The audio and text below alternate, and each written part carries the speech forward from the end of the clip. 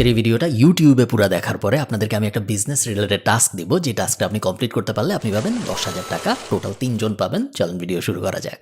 আচ্ছা, আপনাকে যদি আমি বলি আপনি আপনার পরিবারের জন্য বা কাছের মানুষের জন্য সর্বোচ্চ কি করতে পারবেন, নিজের বাবা মায়ের জন্য, নিজের সন্তানের জন্য, অথবা নিজের কোনো একজন পার্টনারের জন্য, আমি শিওর আপনারা সবাই বলবেন যে আমি আমার জীবন দিয়ে দিতেও রাজি। আবার সেই একই আপনাকে যদি আমি বলি যে আপনার নিজের ভালোর জন্য বা আপনার পরিবারের ভালোর জন্য আপনি একটা ইন্স্যুরেন্স কিনবেন নাকি, বেশিরভাগ সময় কিন্তু আপনি কিনতে রাজি হবেন না। মানুষ এত আজব কেন? আজকে আমরা খুব ইন্টারেস্টিং একটা কেস স্টাডি দেখব। মানুষ কেন এইরকম সিচুয়েশনে ইন্স্যুরেন্সের মতো ইম্পর্টেন্ট ডিসিশনগুলোকে সচেতনভাবে অ্যাভয়েড করে এবং ইন্স্যুরেন্স টাইপ কোম্পানিগুলা কিভাবে এই ব্যাপারটা বুঝে নিজেদের ক্যাম্পেইন সাজায় যেন তারা এই অ্যাভয়েডেন্সের সাথে ফাইট করতে পারে। আজকের ভিডিওর স্পন্সর শান্তা লাইফ ইন্স্যুরেন্স, এবং শান্তা লাইফ ইন্স্যুরেন্স হলো শান্তা হোল্ডিংসের একটা অঙ্গ সংগঠন। সাধারণ মানুষের কাছে সহজে এবং কম দামে আর্থিক নিরাপত্তার বেনিফিটগুলো পৌঁছানোই হলো শান্তা লাইফ ইন্স্যুরেন্সের গোল। শান্তা লাইফের কিন্তু বেশ ইন্টারেস্টিং অনেকগুলো প্রোডাক্ট আছে যেগুলো আপনি ওদের ওয়েবসাইটে গেলে দেখবেন। সন্তানের শিক্ষা নিশ্চিত করার জন্য আছে চাইল্ড এডুকেশন প্ল্যান, নিরাপদ এবং নিয়মিত সঞ্চয়ের জন্য আছে একটা এন্ডাওমেন্ট প্ল্যান, বিভিন্ন ইনোভেটিভ 3, 4 এবং 5 পেমেন্ট প্ল্যানও আছে ওদের।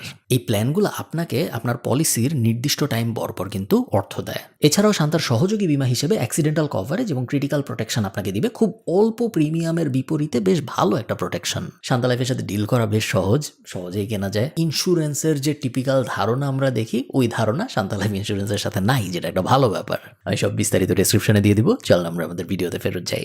আনরিয়ালিস্টিক অপটিমিজম এবং প্রেজেন্ট ফোকাস ব্যাপারটা যদি আপনি না বোঝেন, তাহলে আপনার বিজনেস বা মার্কেটিং কখনোই অনেক দূরে যাবে না। মানুষের সবচেয়ে ভয়ঙ্কর ব্যাপারগুলোর একটা হইল তার অপটিমিজম বায়াস। আপনার পরিচিত অনেক মানুষের কিন্তু হার্ট অ্যাটাক হয়েছে, কিন্তু আপনার কি কোনোদিন একবারও মনে হয়েছে যে আমার নিজেরও তো হার্ট অ্যাটাক হইতে পারে? মনে হয় নাই। কিন্তু আপনার কি মনে হয়েছে যে আমার বাবা মায়েরও তো হার্ট অ্যাটাক হইতে পারে? মনে হয় নাই। কিন্তু দেখেন, সেম বয়সের অনেক মানুষের আশপাশে রেগুলার হচ্ছে। আমরা যদি যে কোনো একটা হসপিটালে যাই, আমরা দেখব প্রতিনিয়ত অসংখ্য মানুষের এই সেম প্রবলেমগুলো হচ্ছে, কিন্তু আপনার কিন্তু একবারও মনে হয় না যে আমাদের বা আমাদের কাছের মানুষের এই প্রবলেমগুলো হইতে পারে। এই জিনিসটাকেই বলে অপটিমিজম বায়াস। আমাদের ব্রেন সচেতনভাবে এই প্রবলেমগুলোকে আমাদের ব্রেনের একটা কর্নারে নিয়ে যায় এবং অ্যাভয়েডেন্সের তালিকায় রাখে, কারণ আমাদের ব্রেন জানে যে আমরা যদি এই ব্যাপারগুলো নিয়ে প্রতিনিয়ত চিন্তা করি, তাহলে আমরা খুব অন্য কোনো কাজে মনোযোগী দিতে পারবো না। আমাদের সব মনোযোগ চলে যাবে ওই ঝামেলাগুলো ট্যাকল করার জন্য। বাট আমরা এটা বুঝি না যে এই যে অপটিমিজম বায়াস, এই বায়াসের কারণেই অ্যাকচুয়ালি আমরা ঝামেলায় পড়ি। কারণ আমরা যেহেতু বিপদগুলোর জন্য প্রস্তুত থাকি না, ইভেনচুয়ালি যখন বিপদ আসে তখন আমাদের আসলে তেমন কিছু করার থাকে না। অপটিমিজম বায়াসের খুব কাছাকাছি আরেকটা প্রবলেম আছে, যে প্রবলেমটাকে বলে প্রেজেন্ট ফোকাস প্রবলেম। আমি যদি আপনাকে বলি, ভাই আপনি আজকে 100 টাকা নেবেন নাকি আপনি 10 বছর পরে 1 লাখ টাকা নেবেন, বেশিরভাগ মানুষ, অবাক হইলেও সত্য কথা, অনেক স্টাডিতে এটা দেখা গেছে যে সবাই আজকেই 100 টাকা নিতে রাজি হবে, যেটাকে বলে প্রেজেন্ট ফোকাস প্রবলেম। আজকের দিনের একটা অ্যাচিভমেন্ট 10 বছর পরের আরো অনেক বড় একটা অ্যাচিভমেন্ট থেকে অনেক বেশি লোভনীয় লাগে, কারণ এটা খুব কাছাকাছি সময় হচ্ছে। এটাকে এখন যদি আপনি একটু উল্টা করে চিন্তা করেন, আজকে আমি একটা ইন্স্যুরেন্সের প্রিমিয়াম দিচ্ছি, আমার কোনো লাভই হইতেছে না। পরের মাসে আবার দিচ্ছি, তাও আমার কোনো লাভ হইতেছে না। এইভাবে কয়দিন চলবে? ডিলেড গ্র্যাটিফিকেশনের জন্য যেই ধৈর্য দরকার হয়, যে ডেডিকেশন দরকার হয়, এই ধৈর্য এবং ডেডিকেশন বেশিরভাগ মানুষ দিতে পারে না। এই সেম লজিকে, একদম এই এক্স্যাক্ট সেম লজিকে আপনি দেখবেন বিটকয়েনের দাম যখন বেশি থাকে তখন সবাই পাগলের মতো বিটকয়েন কিনতে চায়, কিন্তু দাম যখন কম থাকে তখন কেউই বিটকয়েন আবার কিনতে চায় না। এবং এটা স্টকের জন্য সত্যি, বন্ডের, সব কিছুর জন্য এটা সত্যি। যখন অ্যাকচুয়ালি মানুষের কেনা উচিত তখন কেউ এগুলো কিনতে চায় না, যখন অ্যাকচুয়ালি কেনা উচিত না, যখন ফিয়ারফুল হওয়া উচিত, তখন সবাই পাগলের মতো কিনে, কারণ তখন বাকি সবাই কিনতেছে। সেকেন্ড যে ব্যাপারটা আমাদের বুঝতে হবে একটা প্রপার বিজনেস এবং মার্কেটিং ক্যাম্পেইন সাজানোর জন্য, সেটা হলো লস অ্যাভার্সন ট্যাকটিক্স। আমি টাকা নিয়ে একটা ভিডিও বানিয়েছিলাম, আপনাদের অনেকের মনে আছে, যেখানে আমি আপনাদের দেখাইছিলাম যে 100 টাকা পেলে যত ভালো লাগে, 100 টাকা লস হইলে তার থেকে 2.5 গুণ বেশি কষ্ট লাগে। আমরা মানবজাতি হিসেবে সবসময় লস অ্যাভয়েড করতে চাই। ইন্স্যুরেন্স প্রোডাক্টটা জাস্ট এই প্রোডাক্টটার নেচারের কারণেই একটা লস টাইপ ফিল দেয় আমাদের। যেমন ধরেন, আমি আমার পার্সোনাল এক্সাম্পল দিয়ে আপনাদের বলি। আমার আয়ারল্যান্ডে হেলথ ইন্স্যুরেন্স আছে। আমি প্রত্যেক মাসে 49 ইউরো করে দিই, এবং গত 8 বছর ধরে প্রত্যেক মাসে আমি 49 ইউরো করে দিয়ে আসতেছি আমার হেলথ ইন্স্যুরেন্সের জন্য। গত 8 বছরে আমার কোনোদিন হসপিটালে যাওয়া লাগে নাই, আলহামদুলিল্লাহ। এখন কিন্তু গত 8 বছর কিন্তু প্রত্যেক মাসে আমি 49 ইউরো করে দিছি। এখন আপনি দেখেন, এই যে 4,700 ইউরো, অলমোস্ট 5,000 ইউরো আমি দিলাম গত 8 বছরে, এর পুরোটাই কি তাহলে একভাবে চিন্তা করলে লস না? আসলে লস না, কারণ এই জিনিস আমাকে খুব বড় একটা ঝামেলার থেকে বাঁচাবে, যদি ওই ঝামেলা হয়। বাট এই জিনিসটা আমাকে ফিল দেয় একটা লসের, কারণ এই জিনিসটা আসলে আমার লাগে নাই। যেহেতু আমরা বেশিরভাগ মানুষ লস ফিল করতে চাই না, এই কারণে বেশিরভাগ মানুষ ওইদিকে আগায় না। বাট যারা অনেক ডিসিপ্লিন, যারা একদম লং টার্মে চিন্তাভাবনা করে, তারা আবার ওইদিকে ঠিকই আগায়।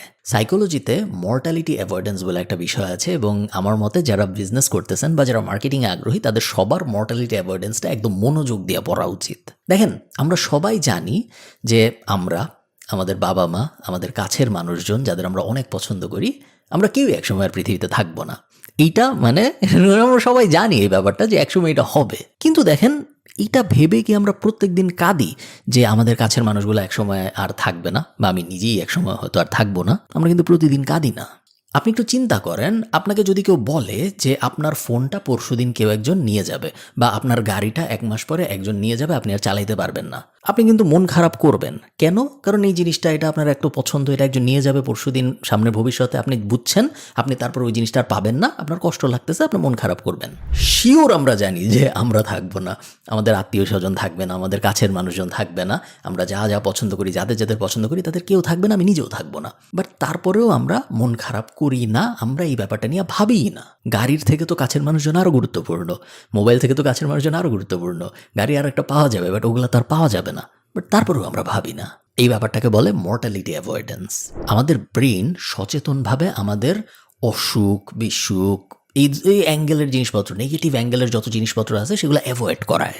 এখন দেখেন, ইন্স্যুরেন্স বিষয়টা যেহেতু ন্যাচারালি এইসব জিনিসপত্রের সাথে, অসুখ বিসুখের সাথে, হেলথ রিলেটেড ব্যাপার স্যাপারের সাথে, লাইফ রিলেটেড ব্যাপার স্যাপারের সাথে জড়িত, আমাদের ব্রেন যখন এগুলো আমাদের অ্যাভয়েড করাচ্ছে, ন্যাচারালি ইন্স্যুরেন্স রিলেটেড সব কিছু আমাদের অ্যাভয়েড করায় দিচ্ছে।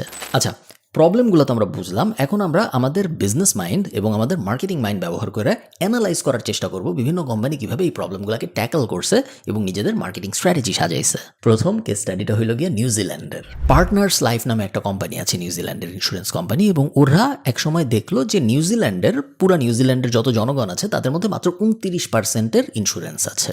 নিউজিল্যান্ডের কেউ ওই সময় ইন্স্যুরেন্স কিনতে চাইতো না, এবং আমি এতক্ষণ আপনাদের যে কারণগুলো বললাম, এক্স্যাক্টলি ওই কারণগুলোর কারণেই তারা ইন্স্যুরেন্স কিনতে আগ্রহী ছিল না। তো এই কোম্পানিটা একটা ক্যাম্পেইন পাবলিশ করে, যে ক্যাম্পেইনটার নাম দেওয়া হয় দ্য লাস্ট পারফরমেন্স।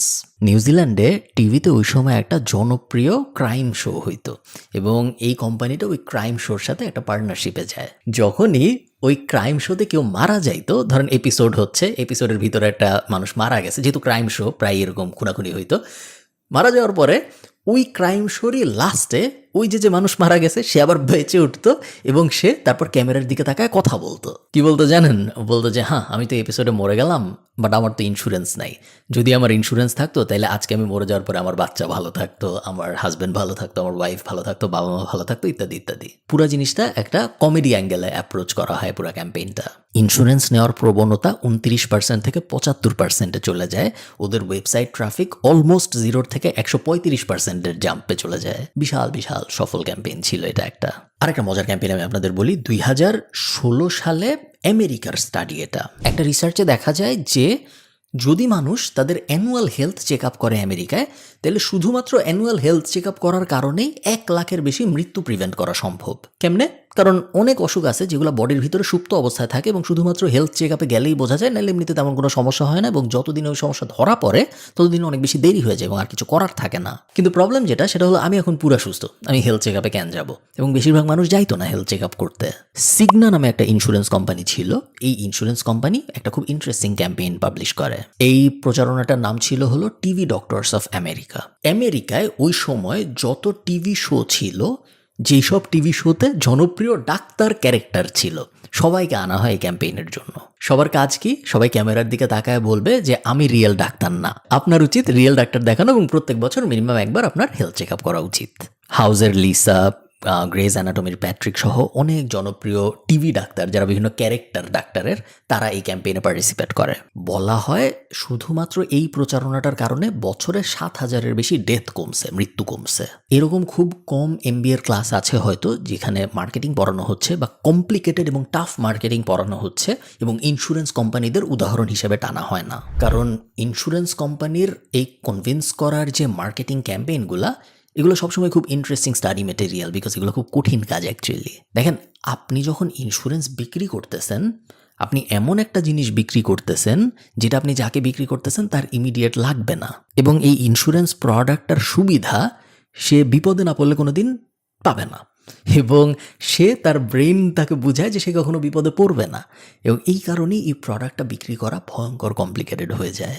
এবং এইখানেই আপনাদের জন্য আমার একটা টাস্ক আছে, খুবই সহজেই টাস্কটা কমপ্লিট করে আপনি 10,000 টাকা জিততে পারেন। টোটাল 3 জন সিলেক্ট করব আমি, 3 স্টেপের টাস্ক। প্রথম স্টেপ, আপনার চিন্তা করা যে আপনি যদি একজন ইন্স্যুরেন্স কোম্পানির মার্কেটিং ম্যানেজার হইতেন বা সিএমও হইতেন, আপনি কিভাবে বাংলাদেশের মানুষদের ইন্স্যুরেন্স কিনতে আগ্রহী করতেন, আপনি কি ধরনের ক্যাম্পেইন সাজাতেন, ক্যাম্পেইনের অবজেক্টিভ কী থাকতো, গোল কী থাকতো, ইত্যাদি ইত্যাদি। 2 নম্বর কাজ, আপনি এই ভিডিওর ইউটিউব লিঙ্কটা শেয়ার করবেন পাবলিকলি, অবভিয়াসলি, যেন আমি দেখতে পারি পরে যে, এবং ওই সেম পোস্টে, যেই পোস্টে আপনি এই ইউটিউবের লিঙ্কটা শেয়ার করছেন, আপনি আপনার অ্যান্সারটা লিখবেন যে অ্যাজ আ ডিজিটাল মার্কেটার বা অ্যাজ আ মার্কেটার বা অ্যাজ আ বিজনেস এক্সপার্ট, আমার মনে হয় আমি যদি একজন ইন্স্যুরেন্স কোম্পানির মার্কেটিংয়ের দায়িত্বে থাকতাম, তাহলে আমি এই জিনিসগুলো করতাম বাংলাদেশে ইন্স্যুরেন্সের প্রসারের জন্য।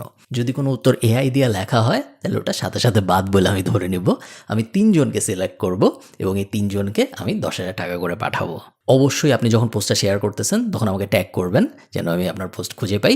শুধুমাত্র যারা ইউটিউবের লিঙ্ক শেয়ার করতেছেন তাদেরটাই আমি কাউন্ট করব, ফেসবুকেরটা আমি খুব একটা কাউন্ট করব না। এবং আমি অ্যাকচুয়ালি ইন্টারেস্টেড জানার জন্য যে আপনাদের কি মনে হয় কিভাবে ইন্স্যুরেন্স কোম্পানিগুলো এই প্রবলেমগুলো ট্যাকল করতে পারে, এবং আপনাদের রেসপন্সের মধ্যে যদি অনেক ভালো কোনো রেসপন্স থাকে তাহলে আমি সেই রেসপন্সগুলো কম্পাইল করে অ্যাকচুয়ালি ইন্স্যুরেন্স কোম্পানিদেরও পাঠাবো, যাতে করে ইন্স্যুরেন্স কোম্পানিগুলো ওই রেসপন্সগুলো নিজেদের মার্কেটিংয়ে ব্যবহার করতে পারে। শুরু করতে পারেন আপনি এখনই। Thank you.